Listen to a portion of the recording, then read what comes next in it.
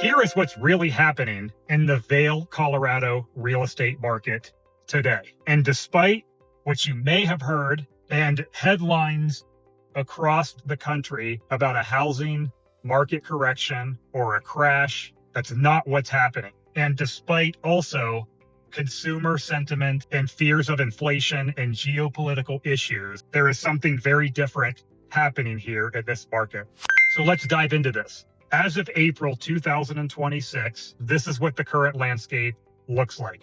And I'm going to talk about inventory, pending and closed sales, talk about days on market, and we're also going to talk about median and average price and what this means to you as a home buyer or seller. In March of 2026, there were 79 homes sold in Eagle County, and there were 100 pending listings. Closed data is a lagging indicator that tells us what has happened, and pending sales generally are a leading indicator that tell us what's likely going to happen.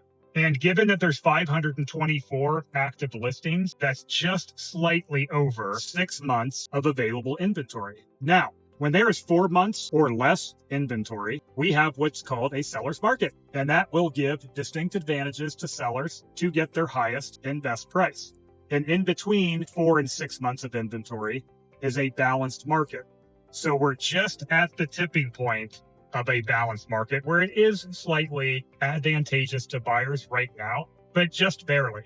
And considering, and check my facts on this, but considering that around 40 to 45% of homeowners in the United States don't have a mortgage, primarily because of the baby boomer generation, and most of those homes in that generation are paid off. The next 60% of the homes that have mortgages, more than half of those mortgages, and I think it's closer to 75% of the individuals who have mortgages have below 4% interest rate. So it creates an interesting environment where sellers usually don't have to sell right now because they either don't have a mortgage or they have a sub 4% interest rate. So that is a consideration, and particularly in a luxury market in Eagle County where a lot of homeowners are second or third homeowners, or even locals who do have homes generally are more affluent individuals. Sellers are a little less bullish to lower their price. So understand that. But given that homes are still moving and transactions are happening, you can expect as a buyer to pay a fair market rate for the home that you're looking at. Let's talk about days on market. Right now, we're at 93 days on market, which is getting longer. Typically speaking, 30 days on the market. If a home doesn't sell, in general, it's overpriced, but given that our price points are higher here, there is more grace period to find the right buyer because of the barrier to entry based on the price of the homes in this area, which still, homes right now, prices are still holding really firm and high. The median price is just shy of $1.4 million, and the average sales price is $2.3 million. Actually, it's a little bit closer to 2.4.